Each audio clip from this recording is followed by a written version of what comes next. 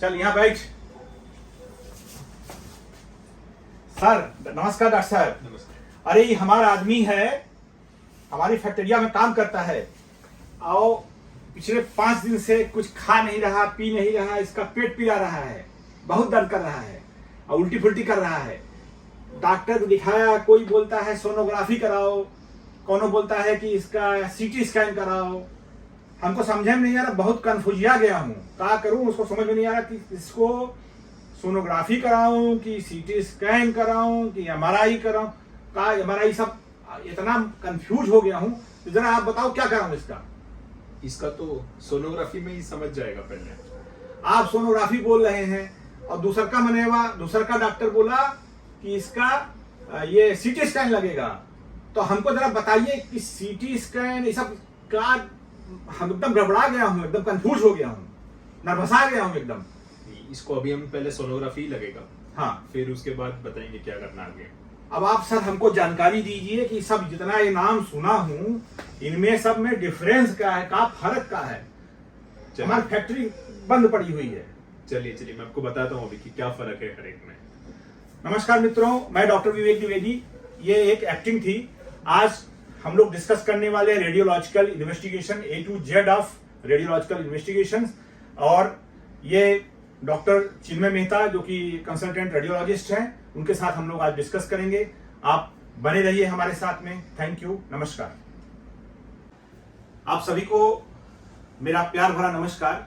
आज talk with विवेक इस show का 21st एपिसोड है, 21वां एपिसोड है। आज हमारे साथ रूबरू है डॉक्टर चिन्मय मेहता। सर नमस्कार, आपका स्वागत है। डॉक्टर साहब कंसल्टेंट रेडियोलॉजिस्ट एंड स्पेशलाइजेशन है मस्कुलोस्केलेटल सिस्टम में, इनका स्पेशलाइजेशन है। Radiologist means sonography, mammography, MRI, CT scan, इन सब चीजों के स्पेशलिस्ट हैं।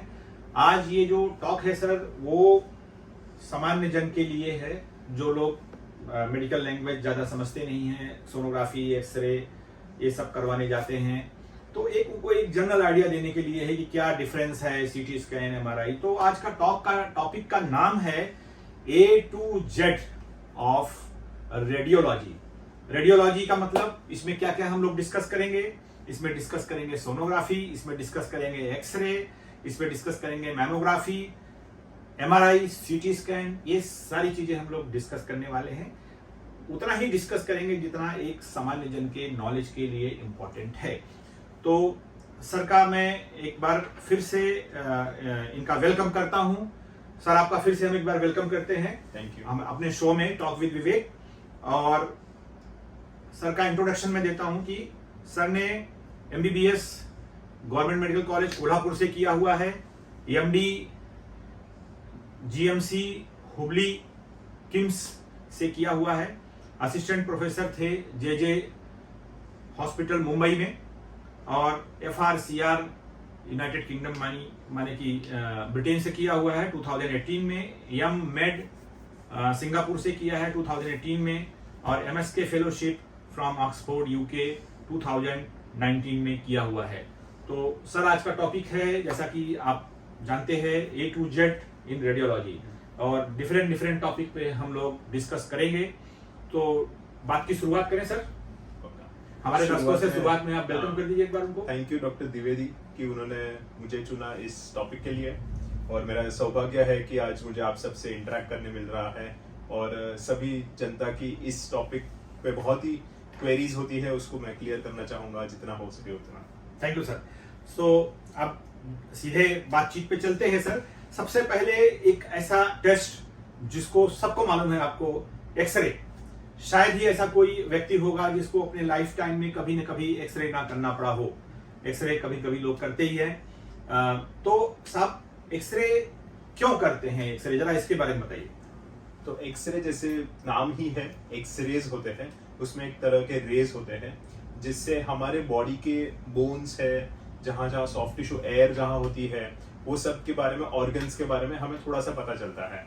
हड्डी मोस्ट कॉमन इंडिकेशन है कि फ्रैक्चर है, या घुटने में खराबी है, एज रिलेटेड कुछ चेंजेस है, या छाती का एक्सरे होता है तो उसमें जिसमें लंग में हवा की जगह कुछ और इन्फेक्शन आ गया है, तो उस चीज के लिए एक्सरे होता है। तो जहाँ जहाँ हड्डी है, बोन है, एयर है बॉडी में, वो सब अच्छे से विजुअलाइज होता है एक्सरे के थ्रू।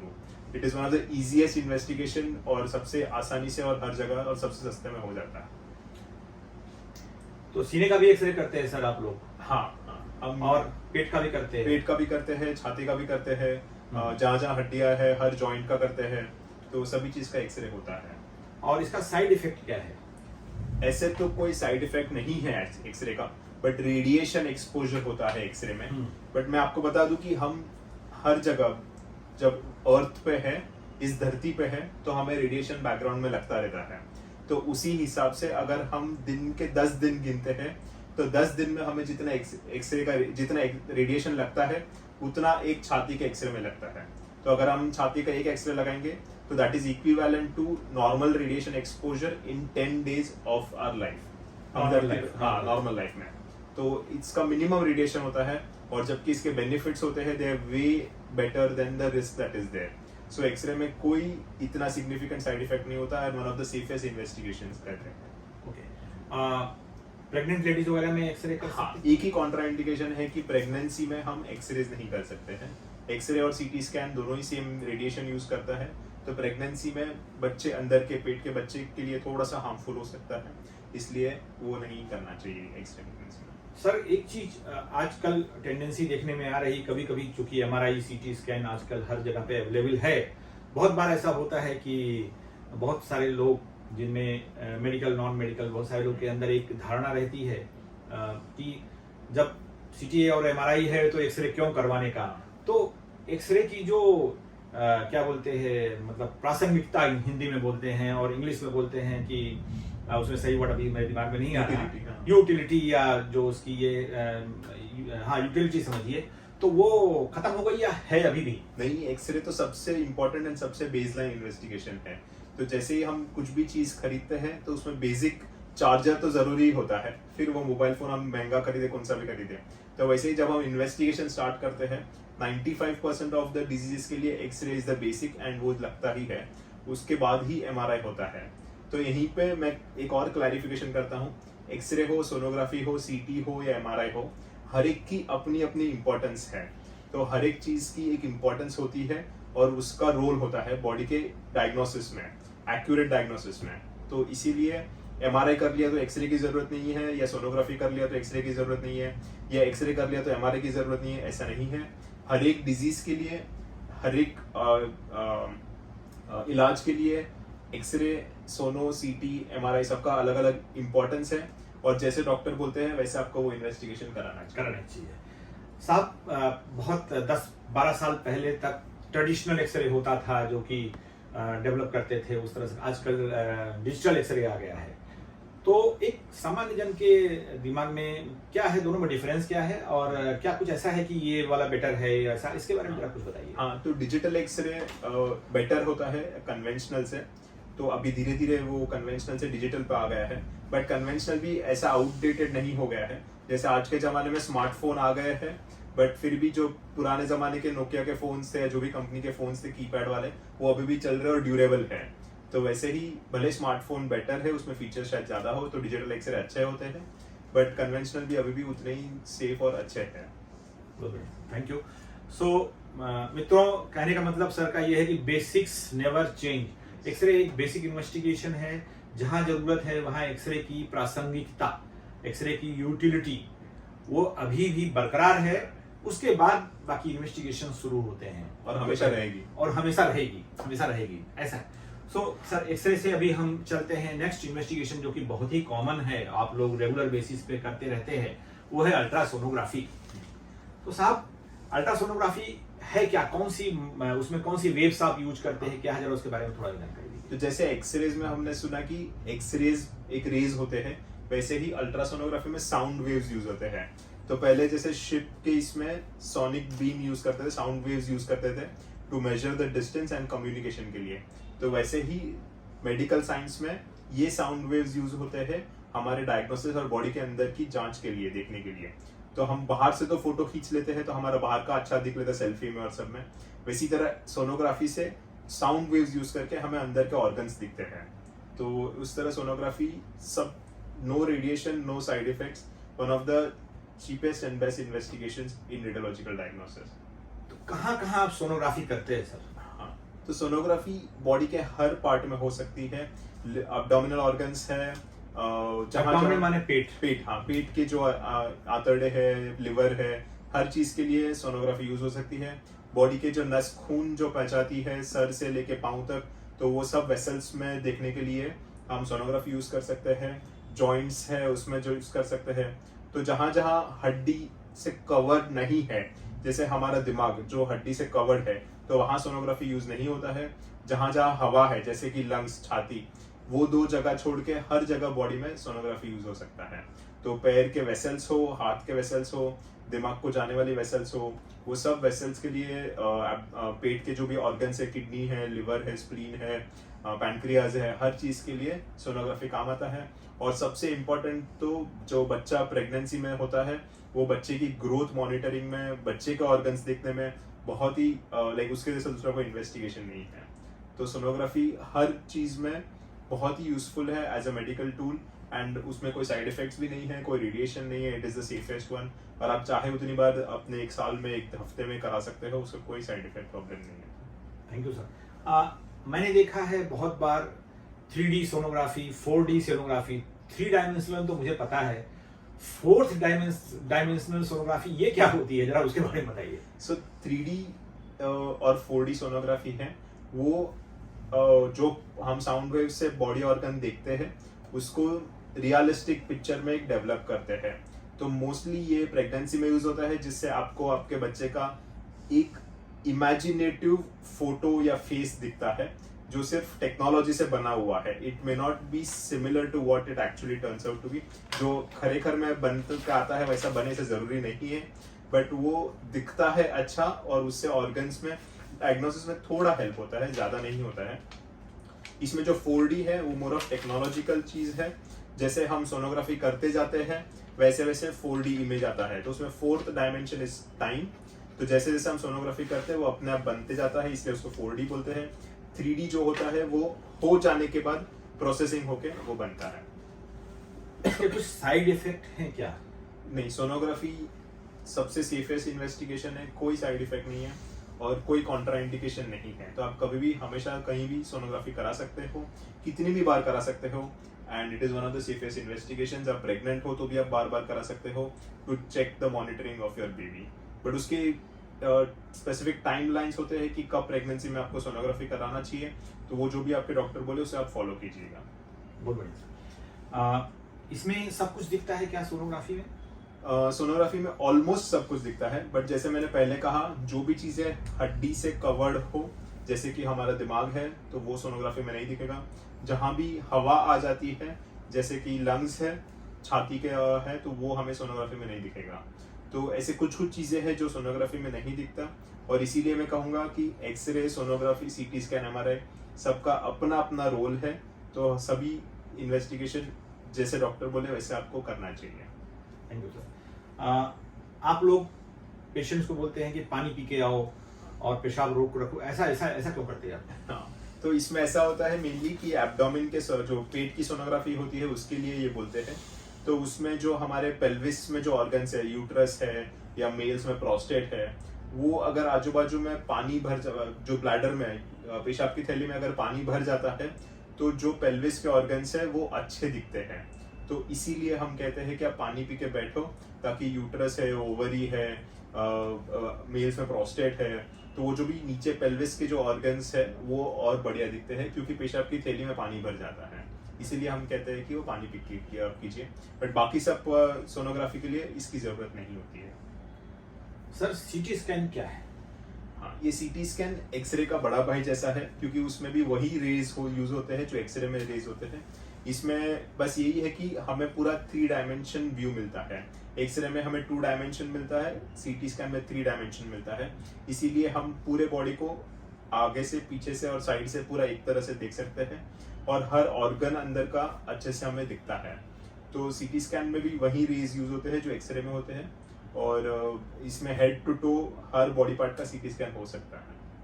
और सीटी स्कैन में कितना रेडिएशन होता है कंपेयर टू एक्सरे? हाँ, तो सीटी स्कैन में एक्सरे से 10 गुना ज़्यादा रेडिएशन होता है, बट उससे जो इंफॉर्मेशन मिलती है वो भी एक्सरे से 10 गुना होती है। तो सीटी स्कैन काफ़ी बारी जो ब्रेन की इंजरीज है, जैसे ब्रेन इंजरी होता है या ब्रेन में हेमरेज होता है, तो उन चीज़ों के लिए इट इज़ लाइफ सेविंग। तो इसीलिए सीटी स्कैन करना इनवेरिएबली बहुत इंपॉर्टेंट है आज के ज़माने में, और हर हॉस्पिटल, बड़े हॉस्पिटल के इमरजेंसी डिपार्टमेंट में सीटी स्कैन होता है, ताकि जल्दी भी होता है, वो 1 मिनट में पूरा स्कैन हो जाता है, तो उससे लाइफ सेविंग चीज़ें आपकी ज़िंदगी बच सकती है। तो भले ही रेडिएशन थोड़ा ज़्यादा हो, बट वो लाइफ सेविंग है, इसीलिए वो करना इम्पोर्टेंट है। बट जैसे एक्सरे के डोज कम है तो हम ज़्यादा बार साल में एक्सरे करा सकते हैं, वैसे सीटी स्कैन का डोज थोड़ा ज़्यादा है, तो इसीलिए रेडिएशन रिस्क थोड़ा ज़्यादा बढ़ जाता है उससे, तो इतनी भी बार बार हम सीटी स्कैन नहीं करते हैं। बट जैसे उसमें इंफॉर्मेशन इतनी सारी मिलती है सीटी स्कैन से, तो उसे उस तरह उसको यूज़ कर सकते हैं। साइड इफेक्ट में सिर्फ रेडिएशन है या कुछ और भी है? नहीं, मेनली तो रेडिएशन ही है। अगर हम खून में दवाई देते हैं और खून में दवाई देके सीटी स्कैन करते हैं, तो कभी कभी वो दवाई का एलर्जी हो सकता है, बट अदरवाइज मेनली रेडिएशन का ही एक रिस्क होता है सीटी स्कैन। इसीलिए प्रेगनेंसी में इसको नहीं करते हैं, जैसे एक्सरे भी नहीं करते वैसे सीटी स्कैन भी प्रेग्नेंट फीमेल में नहीं करते हैं। बहुत बार आप लोग सीटी स्कैन करते समय दवाई डाल के करते हैं, हाँ, कुछ शायद पिला के भी करते हाँ, हैं और वैसे भी करते हैं। तो वो ऐसा है कि खून की जो नस है हमारी, जो बॉडी में ब्लड सप्लाई करती है, और जो ऑर्गन्स है उसमें खून कैसा जाता है, और उसमें अगर कुछ गांठ है तो वो कैसे दवाई लेती है, वो देखने के लिए हम ये दवाई देते हैं, आईवी देते हैं। तो इससे हमें बेटर इंफॉर्मेशन मिलता है, और नस के वेसल्स भी कैसे हैं वो भी पता चलती है, और खून आपके पैर तक या तब के दिमाग में जा रहा है कि नहीं वो देखने मिलता है। तो it is always better and helpful to do a contra CT scan. और हम कभी कभी पीने भी दवाई देते हैं, तो उससे जो हमारे बावल लूप से आंतड़े हैं वो भर जाते हैं, डिस्टेंड हो जाते हैं, उसमें से हवा कम हो जाती है, तो वो भी इंफॉर्मेशन हमें ज़्यादा मिलती है वो दवाई देके, और वो सेफ होती है। कभी कभी उससे एलर्जी रिएक्शन हो सकता है, but that is very rare, तो इसीलिए इससे भी वो सेफ होती है। सर ये कब नहीं करना सीटी स्कैन?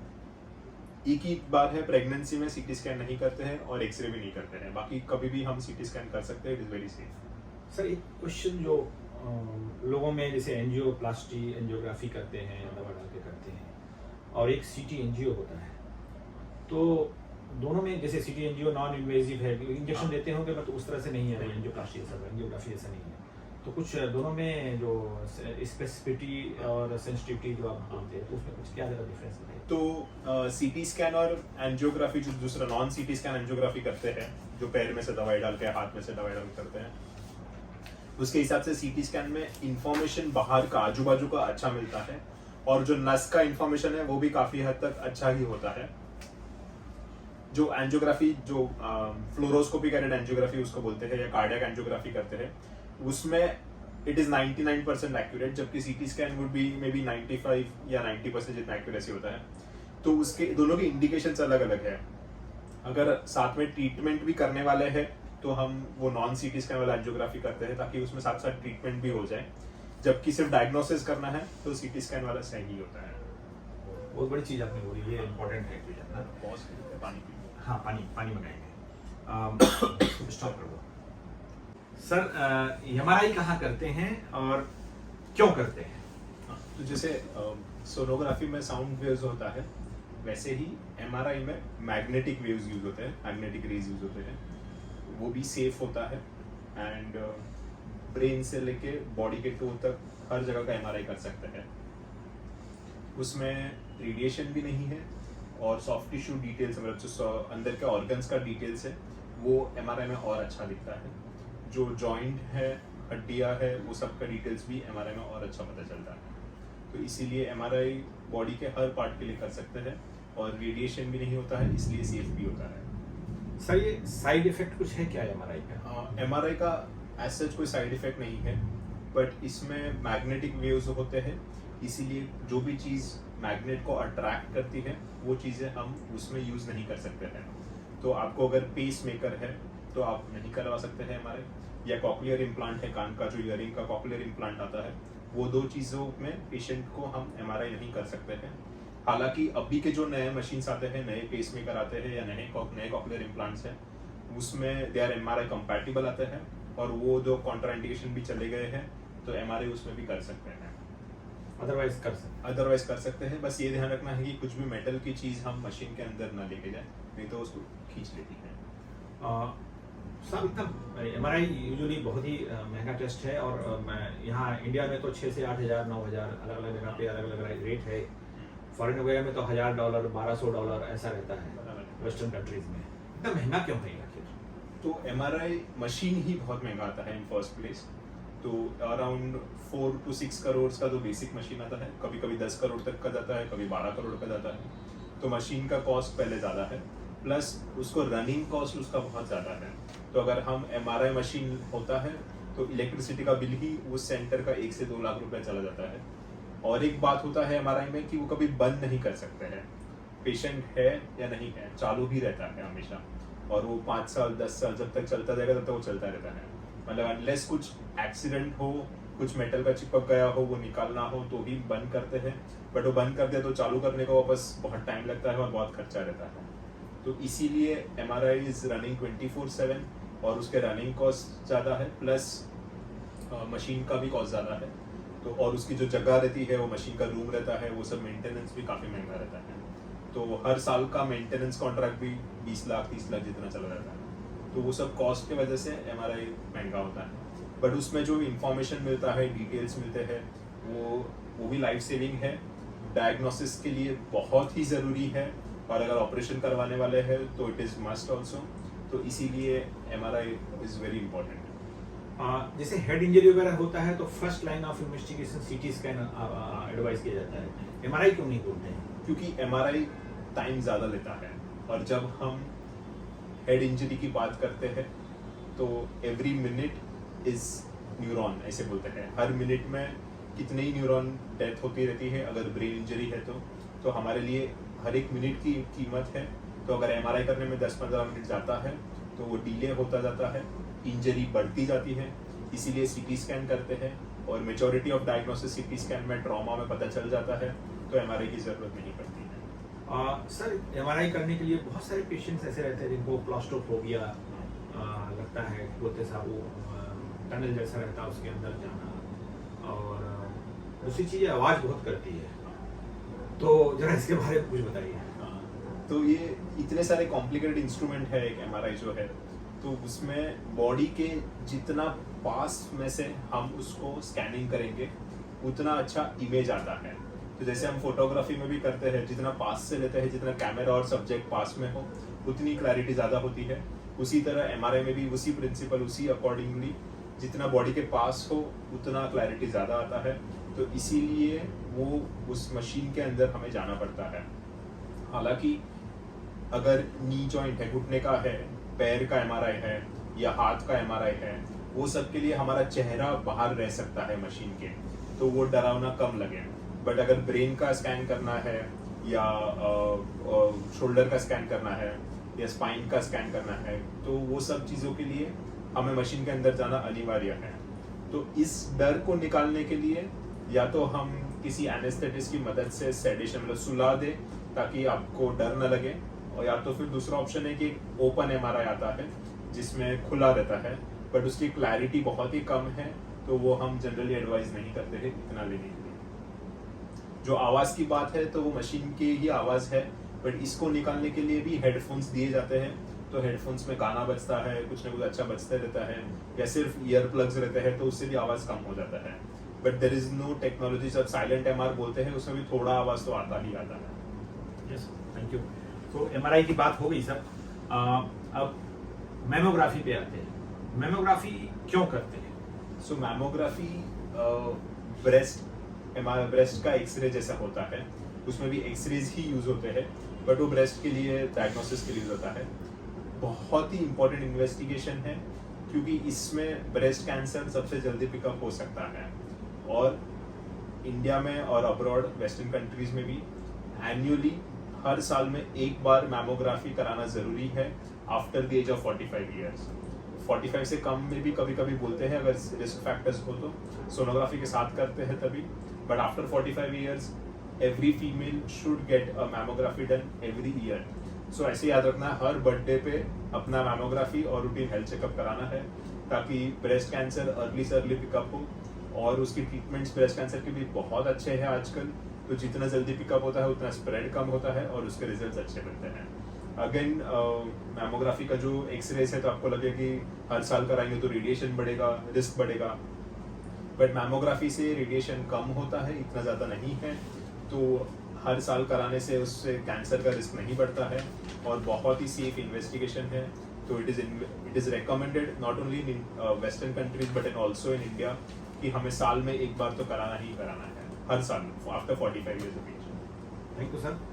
आज ये टॉक विद विवेक इस शो का 21st एपिसोड था, जिसमें रेडियोलॉजिकल इन्वेस्टिगेशन के ऊपर हम लोग चर्चा कर रहे हैं, जिसमें एक्सरे हमने कवर किया, हमने सोनोग्राफी, मैमोग्राफी, सीटी scan, MRI, A to Z of radiology, इस पे हमने डिस्कशन किया। आज के हमारे स्पीकर थे डॉक्टर चिन्मय मेहता, जो कि कंसल्टेंट रेडियोलॉजिस्ट हैं और जिन्होंने स्पेशलाइजेशन किया हुआ है मस्कुलोस्केलेटल सिस्टम में।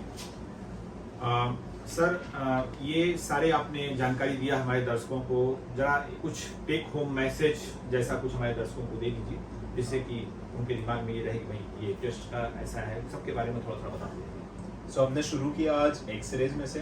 तो इन जनरल रेडियोलॉजी बॉडी के अंदर के ऑर्गन्स को और हड्डियों को इमेज फोटो खींचने की जैसा होता है, जिसमें हम सब जानकारी मिलती है and it is a must आज के ज़माने में, ताकि डायग्नोसिस जल्दी हो, एक्यूरेट हो और सर्जरी ऑपरेशन या जो भी कुछ ट्रीटमेंट मेथोडोलॉजी है उसमें हेल्प हो। तो मैं तो अपने हिसाब से मानता हूँ कि अगर कोई इन्वेस्टिगेशन है तो हम शर्लॉक होम्स है उसके, जिससे हम ढूंढ लेते हैं कि बीमारी क्या है शरीर में और उससे फिर उसकी इलाज हो सकती है। तो हमने पहले एक्सरे की बात की, तो एक्सरे सबसे बेसलाइन इन्वेस्टिगेशन है, उसमें काफ़ी जानकारी मिलती है। वन ऑफ द सबसे सस्ता होता है, रेडिएशन रिस्क भी बहुत ही कम है और उससे जानकारी बहुत ज़्यादा मिलती है। सम सोनोग्राफी में आया है तो उसमें एब्डोमेन की सोनोग्राफी है, पेट की सोनोग्राफी है, जॉइंट्स की सोनोग्राफी है, नस की सोनोग्राफी है, प्रेगनेंसी की सोनोग्राफी है। ये सब बहुत ही कॉमन इंडिकेशंस हैं, सबसे सेफ है, ये भी इजीली अवेलेबल है और इससे कोई रिस्क या साइड इफेक्ट नहीं होता है। इसमें कुछ कुछ चीज़ें ही नहीं दिखती, बाकी सब चीज़ें दिखती है। तो उसके लिए ये डे टू डे में भी बहुत कॉमनली होता है और हम अपने हेल्थ चेकअप के लिए भी रूटीनली कर सकते हैं। फिर हम सीटी स्कैन देख रहे थे, उसमें रेडिएशन का रिस्क थोड़ा ज़्यादा होता है, बट उससे जो जानकारी मिलती है वो अनबिलीवेबल है और वो लाइफ सेविंग होती है। तो इसीलिए सीटी स्कैन भले ही रेडिएशन थोड़ा ज़्यादा हो, बट एज सच कोई side effect, long term side effect इतने नहीं है। तो उसकी जो इंफॉर्मेशन मिलती है it outweighs the risk that is there. तो हमें जानकारी है, लाइफ सेविंग हो सकती है, दैट इज मोस्ट इम्पॉर्टेंट। बहुत ही जल्दी हो जाता है, 1 या 2 मिनट में स्कैन हो जाता है, उसमें हमें बहुत सारी इंफॉर्मेशन मिल जाती है और वो हेल्प होता है आपके ट्रीटमेंट में और इलाज में। फिर हम MRI पे आए, जो एक बड़ा मशीन है जिसमें थोड़ा टाइम ज़्यादा लगता है, बट उसमें भी जो दिमाग है, जॉइंट्स है, वो सब की जानकारी जितनी अच्छी मिलती है वो और कोई इन्वेस्टिगेशन से नहीं मिलता है। तो MRI भी बहुत ही यूज़फुल है, थोड़ा सा महंगा है, बट उसमें जो आपके ऑपरेशन या आपके इलाज के लिए जो जो इन्फॉर्मेशन मिलता है वो आपको और किसी इन्वेस्टिगेशन से MRI जैसा नहीं मिल सकता है। तो इसीलिए MRI के भी अपने इंडिकेशंस है और इसीलिए हमें MRI भी जब डॉक्टर ने बोले तो हम कर लेना चाहिए। जैसे मैंने कहा था, हर एक इन्वेस्टिगेशन अपने जगह पे सही है। तो ऐसा नहीं है कि MRI करा ले तो एक्सरे की ज़रूरत नहीं है या सोनोग्राफी कर लिया तो सीटी स्कैन की ज़रूरत नहीं है। कुछ चीज़ें एक ही मोडालिटी में दिखती है, जैसे अगर हवा आ गया या बोन है तो वो सोनोग्राफी में नहीं दिखेगा, तो उसके लिए हम सीटी स्कैन या MRI यूज़ कर सकते हैं या एक्सरे में देख सकते हैं। जबकि ब्रेन है तो उसके लिए MRI में जैसे इन्फॉर्मेशन मिलता है वो शायद हमें उतना अच्छा एक्सरे या सोनोग्राफी पर ना पता चले। तो हर एक इन्वेस्टिगेशन का अपना रोल है। जैसे क्रिकेट टीम में होता है, बैट्समैन का अपना रोल होता है, बॉलर का अपना रोल होता है, विकेट कीपर का अपना रोल होता है। तो उसी तरह एक्सरे, सोनोग्राफी, सीटी और MRI का अलग अलग अपना अपना इंडिविजुअल रोल है, हर एक का इम्पोर्टेंस है। तो जैसे आपके डॉक्टर या जो भी आपके रेफरिंग है वो आपको बोले, उस हिसाब से आपको वो इन्वेस्टिगेशन कराना चाहिए। Good sir. सो आज मित्रों ये टॉक विद विवेक का 21st एपिसोड था। हमारे साथ डॉक्टर चिन्मय मेहता, जो कि कंसल्टेंट रेडियोलॉजिस्ट हैं, और एक टॉपिक का नाम था A to Z of radiology, जिसमें सारे टेस्ट जो अभी हमने जिक्र किया उनका है। और अगले एपिसोड में किसी नए सब्जेक्ट के साथ हम आपके सामने हाजिर होंगे।